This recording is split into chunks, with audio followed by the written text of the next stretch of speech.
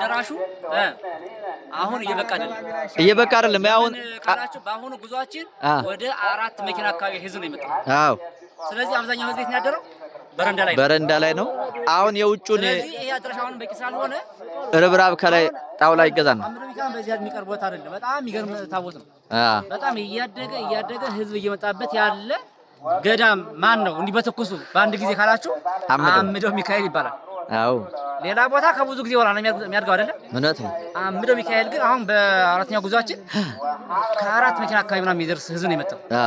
ስለዚህ ይሄ በቂ አይደለም፣ ያደራሽ በቂ አይደለም። ስለዚህ ወደዛ ያለው ደግሞ ቢገዛ ምናልባት ወይ ደግሞ ላይኛው ሙሉ ታሰበው ይገዛል። አሁን እኮ ጣውላ ተለክቷል። አሁን ዛሬ ተለክቷል። ጣውላ እንግዛ ነው እያልኩ ያለሁት። ጣውላው አሁን ይረበረባል። ምድሩን ወንድ ከተጠቀመበት ከላይ ደግሞ ያለውን የሴቶች ማረፊያ ይሆናል ወይም አዳራሽ ይሆናል ማለት ነው። ምድር አሁንም ቦታ አለ ይታየኛል። እንገዛለን። ያጨርለኩኝ ነው። በዚህም አለ። አዎ በዚህም አለ። ስለዚህ ለካናቱ ይሄ ይለፋቸው። አሁን ይሄ ግራውንዱ ላይኛው ለተጓዥ ብቻ የእንግዳ ማረፊያ ነው። ስለዚህ በዚህ ልክ እንሰራለን፣ እንቀጥላለን። የተዋሃዱ ልጆች ይሄን ቦታ በእርግጠኝነት በሆነ ነገር ነካ ካረጋችሁት በቃ ሳንቲምም ልከሽ ስምሽም ልከሽ ብቻ በሆነ ነገር ነካ ካረጋችሁት በእርግጠኝነት ባለሽበት የሚደርስ ቦታ ማን ነው በዘመናችን ከተማለ እኔም መሰከሩ አሁን ደረቴን ነፍቼ አሁን እኔም የጽዋው ተጋሪ ሆኛለሁና ከተደረገላቸው አንዱ ሆኛለሁ ተደምሬያለሁ ነው።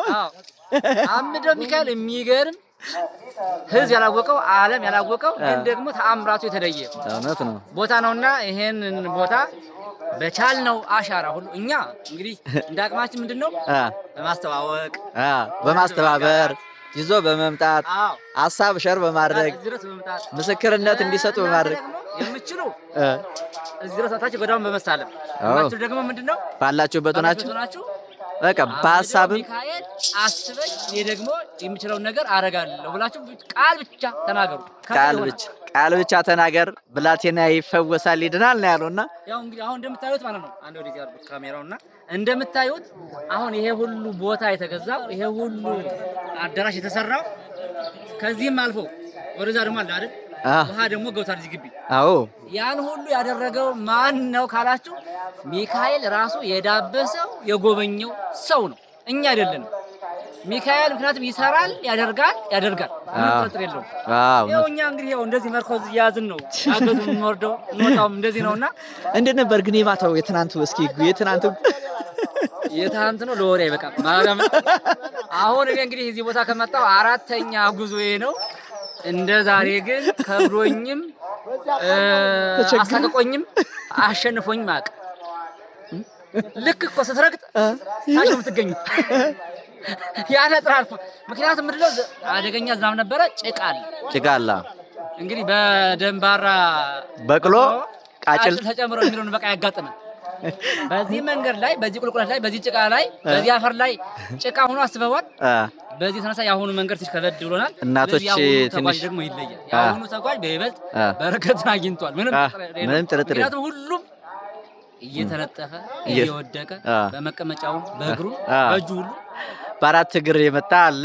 ለምካልከ ያው መንገዱ ራሱ ጭቃ ስለሆነ ቁጭ ብሎ ያንፋቀቀም የመጣ አለ እና ያሁኑ ጉዟችን በጣም ለየታል። የቀጣይ ጉዟችን ግን መቼ ነው ካላችሁ ደግሞ ማለት ነው ግንቦት 14 ቀጣዩ ግን ሰኔ ሚካኤል በአመቱ በደማቅ በልዩ ሁኔታ የሚከብርበት ቀን መቼ ነው? አምደው ሚካኤል ካላችሁ ደግሞ ሰኔ ሚካኤል ነው። ሰኔ ሚካኤል ደግሞ የሚውለው አርብ ቀን ነው። ምናልባት የምትችሉ ካላችሁ ጉዞ የሚሆነው መቼ ነው?